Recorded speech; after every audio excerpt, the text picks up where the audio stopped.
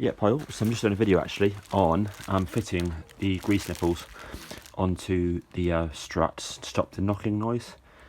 So online it seems a really common technique to do. So 2004 Wrx STi, just taken out of the strut. These are the grease nipples I brought. £4 for a range of them. So I'll just have a look and see which one looks good. There's a hole there that I've already sort of pre-drilled just to make sure that my drills are up to actually drilling through it. So I drilled that when it's on the car. So if I head over to the car quickly. Right, so there's the car. So once you've got the strut out once, it's easy to get out. So all you do basically is you remove the rear seat. So there's two 12mm bolts down here covered in black caps, easy. That comes out. Then there's four bolts along the back here. Again, 12mm. I think I'm pretty sure they're 12mm. 12-13mm, really easy. Then the seat lifts out. There's the seat's held on by a clip there, clip at the side and a clip in the middle. The clip in the middle you need to sort of just wiggle slightly just to get it out, but no drama at all. That comes out sorted. Then you can loosen off the bolts here, which again I think are 12. I think they're 12mm. So you can undo those. So I'd suggest you undo the back two, the most difficult ones. But again, it's easy with the angled extension, and then leave the front one, which is super easy to get out. Then of course jack up the car securely, axle stand it. I always jack up under the sump guard. Been told that's the best place. Axle stand it here. If you're taking the strut off once, it's easy because then you just use these, which are 2 bolts, which are here, which are 22mm. Well, the 22mm on my car, they might be different on an original car, but I did change the bolt, so yours might be 19s possibly. But yeah, these are 22s. Once you've got them out once, put some grease on it, come out super easy after that. Remove the clip here for the brake hose. Again, comes off nice and easy. 2 bolts there. Once they're off, you can finish off the top bolt, and then you can basically put your right arm in the car to remove the bolt. And then once it's about to drop down, about to come off fully, then you can hold the shock absorber with your left hand, and just undo the last couple of turns, and then just weevil it out. Super easy. Now head over to here.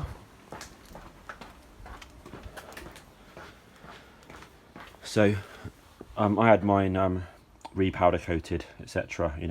Last year at some point. So all you need to do is just use your spring clamps just to literally clamp up the spring slightly, just to relieve the pressure. Easy. These top nuts are really tight because when I had to take them down to a garage to get them to use their gun. But technique, just undo the bottom one here. So what I did is I actually opened this in advance so I loosened it in advance, last week, to make sure it was actually going to come open. So I didn't want to sort of take the whole thing off and find out that it was seized and fucked. But you can see here I'm taking it off there, and that is going to come off. So in a minute what I'm going to do is I'm going to hold that with my other hand, loosen this off, and then just slide it off. And then I should be able to then just drill out, finish off that and tap it, put in my grease nipple, which I'll probably put in with a bit of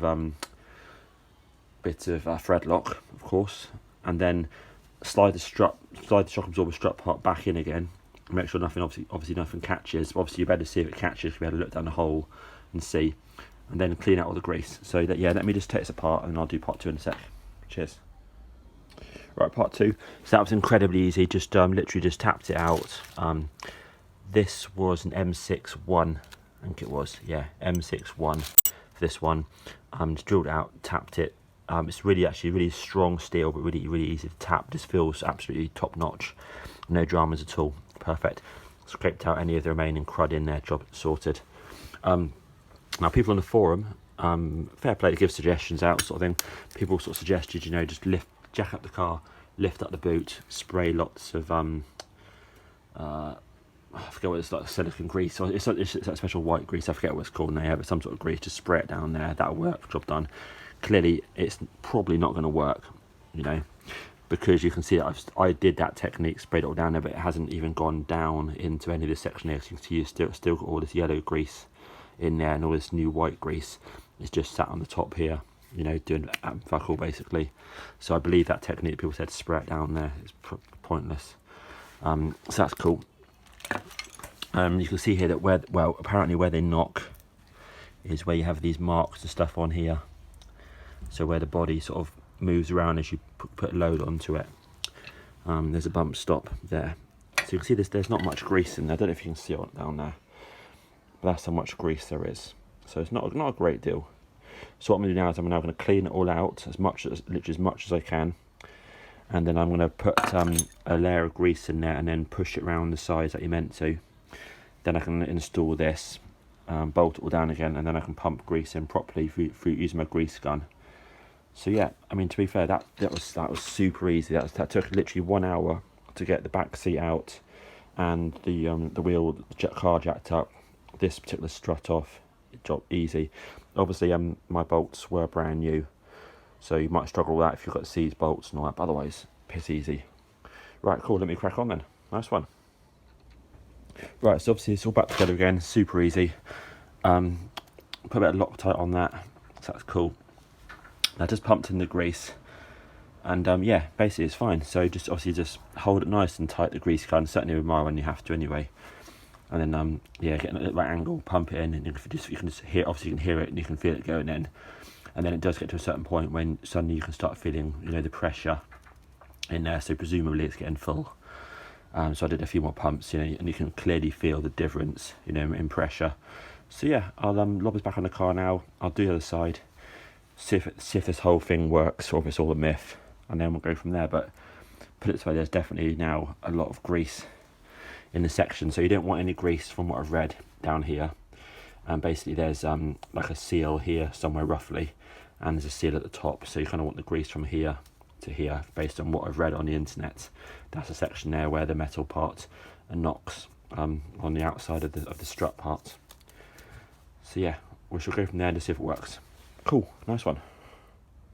Right, the left hand side is also done. Put the cover on there as well, so it's a bit blurry. All basically really easy. I mean, literally this has taken me just under 3 hours to do it all. I've got the wheel on obviously, but 3 hour job. I found that you can basically get to one of the bolts in quite easily by just pushing it around. The other one's much more difficult. So what I did is basically just found it much easier, just jack it up using one of those jacks under the hub. Then once it's up, then you can use screwdriver or this part here, which I use for my jack, just to adjust it out, and then it holds all in place. Bolt in, job done, nice and tight.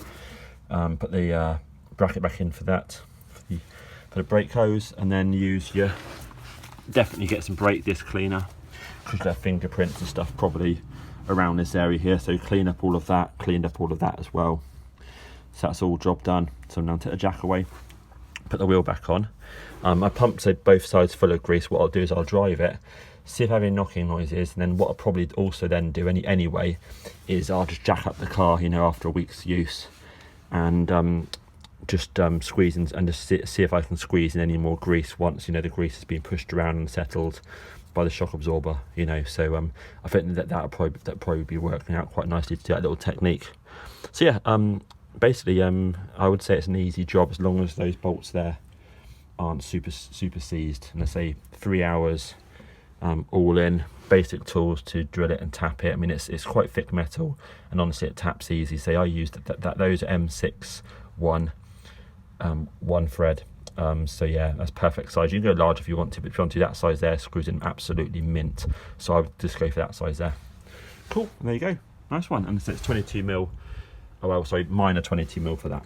Okay, cool. And I'll say I should upload this later on, and yep, happy days. Good job, and we'll just see if it works or not. Nice one. Yeah, hello, just been out for a little test run, and yeah, the suspension feels really good. So there's absolutely no obvious clunking whatsoever, whereas I was previously getting clunking when I just came to a stop and then you pull away. You get a little clunk on the back end. And yeah, there's nothing at all now, and I would definitely say the rear suspension definitely feels firmer, which I guess would probably make sense as it's now packed with grease. But yeah, it went over my sort of speed humps and all that sort of stuff, and it definitely felt different to drive, so yeah, that's good as well.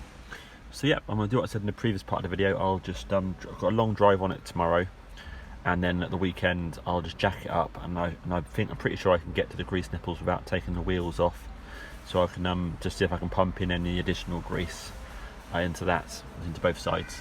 But yeah, I say about 3 hours all in. The bleed nipples, so the grease nipples, they cost £4 for like 10 of different sizes off eBay, so it's perfect. And then so you need a decent grease gun, you know, obviously a tap, so I use an M6 one. Yeah, and otherwise say about a 3 hour job all in, nothing taxing, like I say, unless of course your those two large bolts on the struts are seized, in which case, you know, you might spend a bit longer on those. But if they do look pretty manky, then I would definitely consider getting yourself 4 new bolts as well for those. You might as well, for taking it all apart and you like your car, you might as well lob in some new stuff. Cool, yeah, but happy days. So yeah, we'll try it out and just see if it actually works long term. Nice one, cheers.